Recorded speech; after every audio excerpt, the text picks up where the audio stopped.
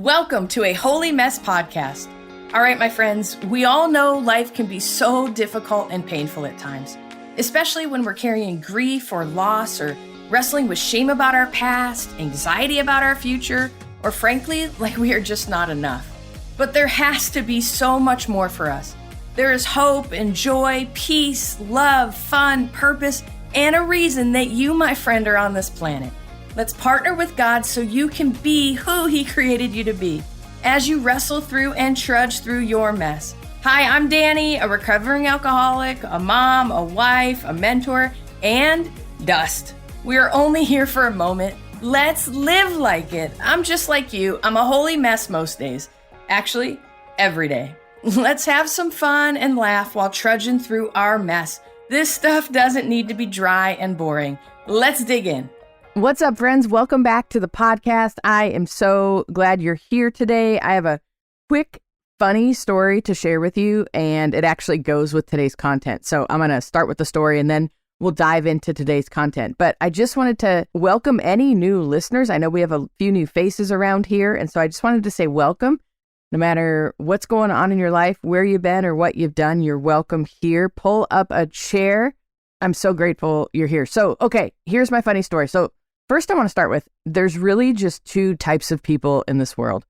There are those people that settle for bad internet, and there are those that don't. Okay, so let me tell you a story, and then you can figure out what type of person I am, and then what type of person my husband, Gary, is. So for the record, for the last 20 years of our marriage, we've had this unspoken rule that Gary handles all the tech stuff. So when something goes wrong with our tech, it's his fault, okay? So we've also had this ridiculous unspoken rule that I'm in charge of all meals and all food in the house, which I think is very lame, and I'm trying to change it. But let me just tell you, my family are creatures of habit. So literally, nearly almost every day, from at least one of my humans, I get this text message that says, "I'm hungry.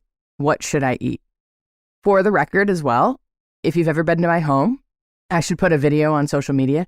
I'm a food hoarder. Okay, you guys, we have an abundance of food. I'm like stocked up for the apocalypse. Like, it's just like when COVID hit, you know, everybody was scrambling. We were already stocked. Okay, like we are just a stocked up household. I don't know what it is. I haven't worked through it yet in therapy. Maybe I will, maybe I won't, but whatever. Okay, so we also always have a ton of good food because I always bribe my kids' friends to be here, right? So if we want to get to know our kids' friends, we want to feed them. So yes, it's out of generosity, and isn't that amazing? But mostly it's out of manipulation because I want to know what the heck these kids are up to. So we always have a ton of food. Okay, anyways, that's a whole little side caveat. Can you tell I just vented about my family driving me crazy about the food issue? So again, let's start again. There's two types of people in this world: those that settle for bad internet and those that don't. As I tell the story, you can figure out which type of person I am. So we live about 5 minutes from town on a hill, and our cell service absolutely stinks. And there's about 8 houses on our street. So we live in the very middle of the street. And for whatever reason, 2 houses to our right, 2 houses to our left, and across the street is a dead zone of cell service. Okay, it's horrendous. Literally, I'll be on the phone. I'll be driving down my street. The phone will drop. As soon as I pull in my driveway, then I get in my house and I have to connect to Wi-Fi and all that circus. So, and I'm not talking like, oh, my cell service is spotty. Like, it literally doesn't work. Okay. So then, if you're familiar with California at all, the last several months we've had crazy rain. So our internet has been a mess as well. Okay. I've been complaining about this for months. Like, I kid you not. And God bless my husband. He's doing the best he can with the internet, but it's not enough. Okay. So my husband went out and he bought one of those little mesh pods. And if you don't know what I'm talking about, I don't really know a bunch about internet, but now apparently I know more because I've had to do all this research. But there's these pods. So you have Wi-Fi, comes to the internet. Hang on, you're going to understand the story more as I talk about it. And I promise you, there's an inspiring thread throughout. So just please bear with me as I tell this story. Okay. So with internet, it comes to the house and then it connects to this router, and then some homes have to have these mesh pods all around the house so that the Wi-Fi is stronger. So we've had these Google mesh pods for 3 years, and I'm telling you, for 18 months, I've been complaining about them, okay? So finally, 6 weeks ago, Gary bought an additional mesh pod. So he didn't replace the old ones, which is a whole other issue that we're in therapy over, but whatever. He just decided to buy an additional mesh pod, which if you know anything about technology, once technology's old and outdated, even if you plug in something new, it's crappy. It doesn't work. So whatever. Can you tell I'm still frustrated with my husband? God bless him. Okay. Lord bless Gary. Okay. So I have been so frustrated. Like, I kid you not, the last week of my group coaching calls, I kid you not, like one of my calls dropped. Okay. And this is what I do for a living now. So I'm like, I have to have internet. Like we're either selling the house or I'm getting an office off site where there's strong internet. I cannot not have internet. Like, this is what I need. All I need literally is internet to make this business work. Okay. So anyways, so my husband's like, well, it's the best we got. It's all we can do. So I kid you not, our realtor, his name's Shay. He's awesome. His father-in-law is our plumber. Okay. We live in kind of a small town. Okay. But his father-in-law is our plumber. And he was over fixing our water heater. And I literally told him in front of Gary, like, hey, I need to connect with Shay. We actually want to buy a new house. And Gary, I think that's when he realized, oh, she's serious. Like, he looked at me like I was from another planet. Like, I kid you not, I was ready to put our house up on the market and buy a new house and test the internet. Little reminder to anyone home shopping, test the internet before you buy the house, okay? It's a really big investment to not be able to communicate with your people, okay? So all my threats, they were kind of empty complaints. They just fell kind of on deaf ears, and he was doing the best he could, and I get it, he's busy and all that. But my family is typically used to me complaining about things and then like it petering out. But let me tell you, when I say I ain't playing, they know I mean business, especially my son, Zach. So that kid can read a room better than any human I've ever met. And he knows exactly how far to push me before I explode. Literally the other night, he was on his phone past his time and I walked in and he didn't even look up. Like, he could sense my frustration and he just handed me the phone. I felt so powerful. I felt so respected. I felt, oh my gosh, I'm getting somewhere with this kid. Okay. Let me cheer for my small victory with my teenager. Okay, so back to the internet. My computer was not working. Like, I kid you not. I literally went to Apple and I'm like, I need a new computer. I took my computer and I said, I need a brand new computer and I need all of this info on this computer transferred to a new computer because something's wrong with my computer. So the guy's like, no problem. Opened up my computer, did some diagnostics, looked at it. He's like, your computer is less than 2 years old. It's fine. There's something wrong with your internet. And I'm like, I knew it was my internet because Gary thought it was my computer because his computer and everything works fine. Oh, okay. So the Apple guy sent me to Best Buy where I learned all about these mesh systems. I learned all about these internet things. I learned it all. I learned all about the Googles and everything. Okay. So I'm at Best Buy. And by the way, if you need those mesh things, this is not an ad for Euro 6 Plus, but I suggest Euro 6 Plus. I did all the research. Those are the little mesh things. And if you, please don't email me because I know nothing more about internet other than to buy those Euro 6 mesh things. They're like $300 for 3 of them. You plug them in and magic and abracadabra, your internet works. Okay. Here's my point of my story. Listening to my story, you can tell what kind of person my husband is. A little bit more laissez-faire, a little bit more easygoing. Also, his internet was working and his business was going great because his internet's working. My internet was not working, so I had to take the bull by the horns and take control and fix my internet. This is what I want to say to you, my people, my humans whom I love. You guys, sometimes you have to get scrappy. Sometimes you have to decide enough is enough and take control of your lives. No one is coming to save you. I hate to be the bearer of bad news, but you guys, I always wanted this knight in shining armor to come fix me or save me or help me. The reality is no one's coming. Yes, we have Jesus, but Jesus empowers us to find the resources that we need to feel better and to help us, okay?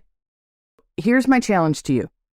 Obviously, my doors are open for the Feel Better Journey, the group coaching program, which I will talk to you about in a minute, and I'd love to have you join me. But maybe you need therapy. Maybe you need a support group. Maybe you need to have that honest conversation with your friends or with your pastor or with your husband or with your wife. Like maybe you actually need to step over the line of whatever is holding you back, whatever is like eating at your soul, and deal with it. You guys, we have to deal with these things that inhibit us from living a full, thriving life. Now, let me tell you, I am not name it, claim it. So like if you're like, oh yeah, I name it and I claim it, and that is not my theology, okay? I am more of the theology of learning to live within my skin, learning to live within my life. I can't change my history. I can't change your history. I can't change circumstances. But what we can do is learn to live really well within whatever the circumstances or the history is. And let me tell you, I have some friends living some literally hellish circumstances, but somehow they still find some peace. They still find some joy. They're not wrestling their life like a bear because they've come to this place of acceptance. And it is such a journey. And I've been on this acceptance journey literally for over a decade in my recovery because, you know, when you get sober, when I got sober at least, I was miserable. And I was like, oh my gosh, I felt like I woke up in jail of my life. Like there were so many circumstances that I would have never put myself in, but yet here I was living them. And I had a choice. I was either going to continue to live in the dysfunction, or I was going to say enough's enough and I'm going to do the best I can with what I have now. You guys, we've all been dealt cards that are crappy. Like, let's just be real. The scripture says it rains on the just and the unjust. We all know we live in this broken world. Life is hard. We're all battling things that people have no clue that we're even battling. And let me just tell you, we're all battling things that we are not always aware of what these issues even are. So here's my challenge. This is what I want to say. If you've been feeling funky and you've been doing all the things over the years, the Bible studies, the church stuff, the sermons, the podcast, which is all great, right? But you're still wondering, like, shouldn't I feel better? Like, we talk about grace, we talk about peace, we talk about joy, but it all feels just out of reach, right? There's like this disconnect. First of all, I want to say there's nothing wrong with you. You guys, life is hard, and you know more than anyone the difficult situations and circumstances that you've had to live through and endure, right? And what you have to wrestle with in your own head. And everyone's battling something we have no idea about. You guys, I still daily can jump on the struggle bus. Like, let me tell you, I'm doing this work. I'm leading people. I'm doing this guide work, so to speak, right? But let me tell you, my life can still be really hard. And I told this story a while back. I can't remember if I told it on the podcast or if I told it in the Feel Better journey, but I got a new doctor, a new OBGYN. She's amazing. And we were talking about what I do for a living. And she was really curious and really just asking questions. And she's like, you're a life coach and you're supposed to have your life together. Like, what do you do when you're having a really rough day?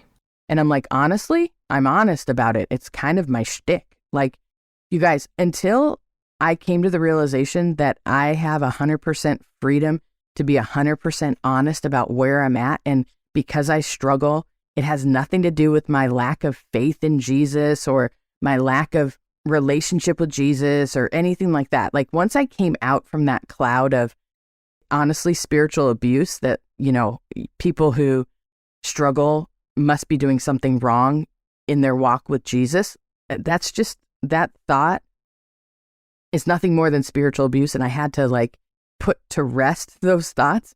And I had to come into this place of acceptance and peace of like, God loves me right where I'm at, struggles and all. And I believe that he's in the job of character formation, not me. My job is to pursue him and to do all I can to pursue him spiritually.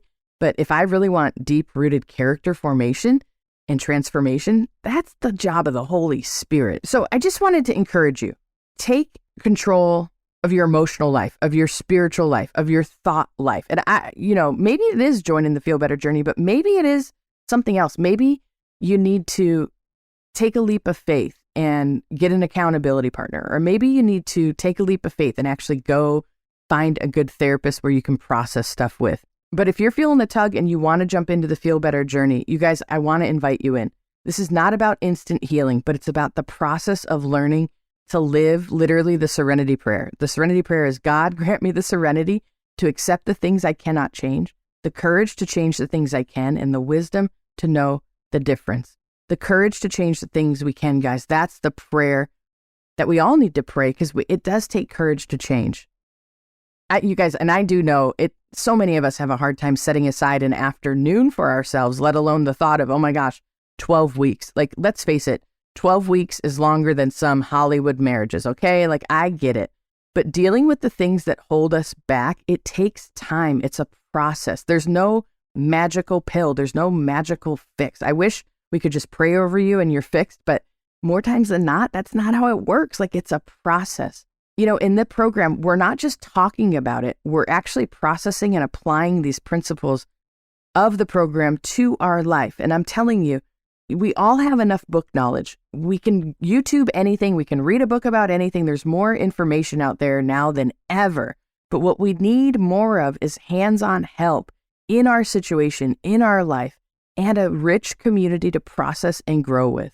You guys, I'm sure you have a lot of friends, but I do know that many of us, we don't have a lot of sacred places to deal with the deeper issues in life. And I just want to challenge you, like, what would it look like if 3 months from now you actually felt better? Like, what would you be doing? What would you be feeling? How would you respond to your life in a different way?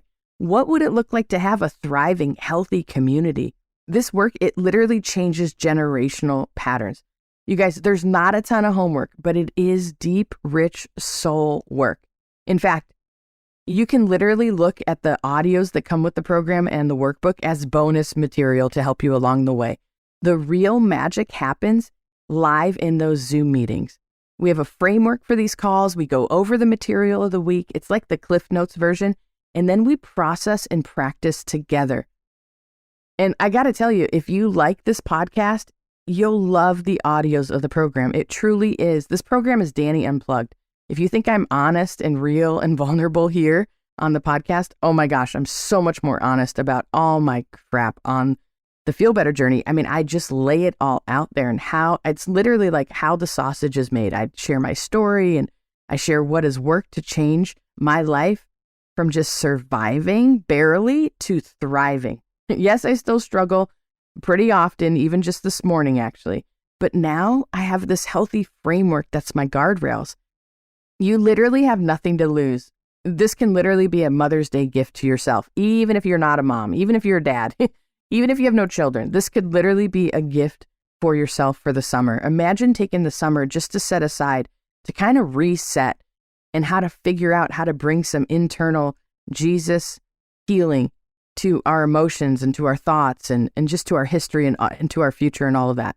So listen, if you're thinking, Dani, listen, I know me. I'm a great starter, but not an awesome finisher. I just want to say, you guys, we got you. This program is made for you.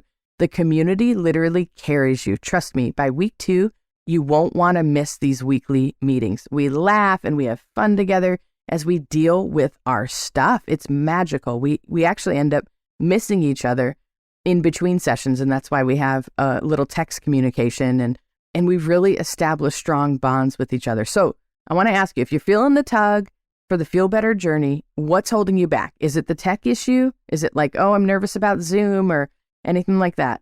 We got you. We've got a community manager who will get you all hooked up, and it's easy peasy. Wear a hoodie to the Zoom meetings. Is it the homework? Don't fret. The workbook is literally optional. You don't have to do the workbook. Heck, don't even download it if you think it'll stress you out. Do you feel like you'll be judged or you just won't fit in, or maybe you'll be that one weird personality in the group that's really struggling? No. You guys, this is a come as you are type program. It's a judgment-free zone. It's 12 weeks and we got you. Okay, I riffed way too long right now, but there is a little bit more audio to this podcast. So I wanted to share a cut. I think it was like a 5-minute clip from one of the audios from the Feel Better journey. It's like a sneak peek into the Feel Better journey where I talk about the 4 main inhibitors to us literally thriving in life. The 4 main inhibitors that I believe we need to be aware of so that we can find some freedom and deal with these things, so we can walk a little bit more free and get back to really who we are called to be. So I hope you enjoy the audio. There's literally only 5 minutes left, but I wanted to just thank you for being here. And I just want to challenge you guys. Man, you have permission to take care of yourself. You have permission to get the help you need. And I just want to ask you, what's holding you back? Like, is it fear? Is it doubt that, maybe there's not more peace or joy for you on this planet? And I just want to challenge you. If you're feeling held back, and I want to encourage you to challenge yourself, and I want you to ask yourself some questions. Is it grief? Like, am I just grieving my life? Why do I not feel like I deserve more freedom or more joy or more hope or more peace? Like, what is it? And I ask you this in all love and all humility, just to help you become more aware of what is holding you back. Because if we can deal with these things that are holding us back, I'm telling you, no matter what the circumstances that you're walking through, and trust me, I know some of you are walking through some pretty awful and difficult circumstances and seasons, but I know, guys, that Jesus wants to meet you and he wants to be your guide through those. And I do know that in my own life, in my darkest, hardest seasons, as I look back, that's where I saw Jesus the most. And when I'm in it, it's kind of hard to see him. It's hard to even sense him or hear him. But as I reflect back, I realized literally there was this higher power that Jesus, the Holy Spirit, was guiding me. And so I just want to reach through and let you know you're not alone and that there is so much hope for you on this planet. Give yourself and your mind and your emotions time to grieve if you're going through a hard time, but also challenge yourself to do what you can so that you can thrive as much as you can. And I'm not going to say life's going to be perfect. Life's not going to be, all rainbows and roses afterwards. No matter what you go through, no matter what program you take, or no matter what therapist you go to, or no matter what inner healing you get on a retreat with Jesus or anything like that, like, we still live in this broken, intense world. But you guys, when we can learn the tools and the strategies and the skills to learn how to thrive within hardship, that is absolutely extraordinary. And you're an extraordinary human being, and you're here for such a time as this. And I just don't want you to waste away thinking this is all life is, surviving by the skin of your teeth. I want you to learn to thrive. And that's why I do this podcast. That's why I do this work. That is why I'm here. So grateful for this community. I'm really excited for everything that's coming down the pipe too. All right. Bless you guys. Enjoy. Oh, and by the way, Gary, I love you, even though you didn't fix our internet. Also, if you're interested in jumping in this round of the Feel Better Journey, the deadline to jump in is May 17th, and groups are filling up. I think we only have 2 spots left in the women's group, and I think we have 3 spots left in the men's group. So sign up if you're feeling led. The link will be in the show notes. You can click right through, or you can go to www.danisumner.com/the Feel Better Journey. I hope you enjoy this short audio that's coming up from the Feel Better Journey. I cut it out. It just talks about the 4 inhibitors, and I just would encourage you to listen and to think if one of those inhibitors, or if not all 4, are kind of tripping you up. And then you can pray through what you can do to find some more freedom in your life.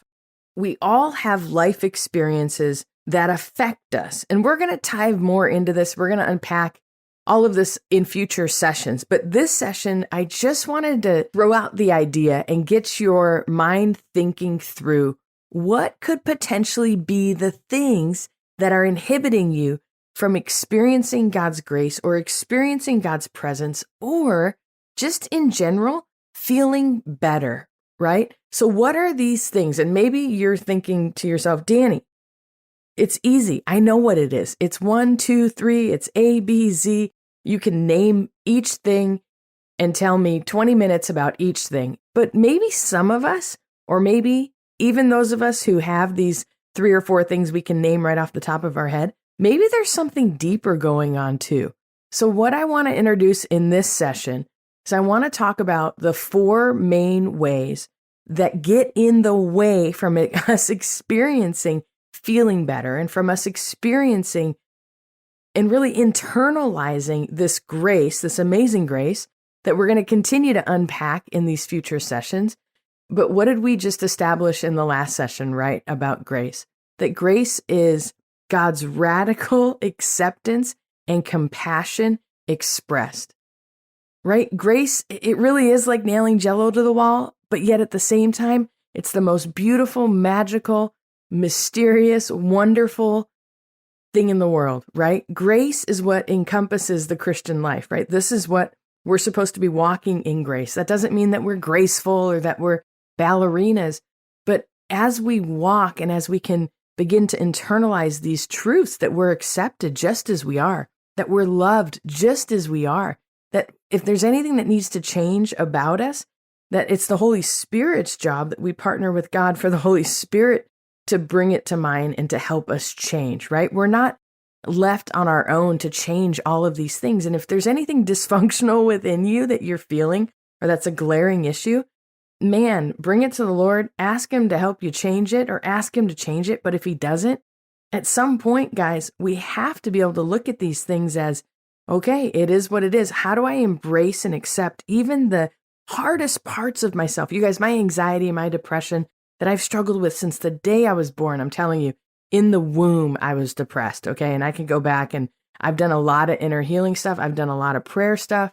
I've tried to dig up literally like unconscious memories to figure out when this all started. But at some point, I just had to surrender. And I just had to begin to look at these things that I would call a curse in my life and look at them from a different point of view. And that's what this is about exploring what are these things that are inhibiting us? What are these barriers that are inhibiting me from not only feeling better, but walking with more confidence, walking more secure in who I am? And so I want to talk about these 4 barriers briefly. But then in another session, we're going to kind of dig into these more. But I did want to just bring them up in this first week because I feel like they're important for us to kind of begin to navigate through. So I believe the 4 main categories, if you will, that cause issues in our heart and mind are, number 1, things that we've done. So things in our past that we regret or that we have shame about, that really can be a barrier for us in our hearts and minds and emotional well-being. Also, things that have been done to us, somebody else who harmed us, right? We do a pretty good job of harming ourselves, but I'm telling you, there are some things that have been done to you that have harmed you, and these things have lingering effects. And so in future sessions, we're going to unpack how to get rid of these things, not really even get rid of them.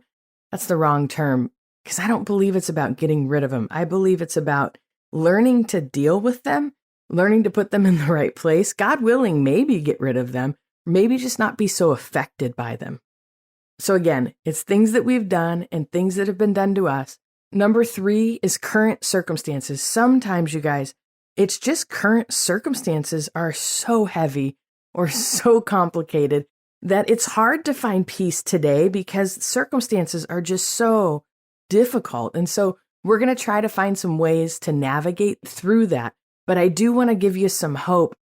But that's a big one, you guys. Current circumstances, if they're difficult, and we all have difficult things going on in our life, but I'm talking about ongoing, really difficult situations, that can really be a barrier from us feeling better or from us really experiencing all that God has for us.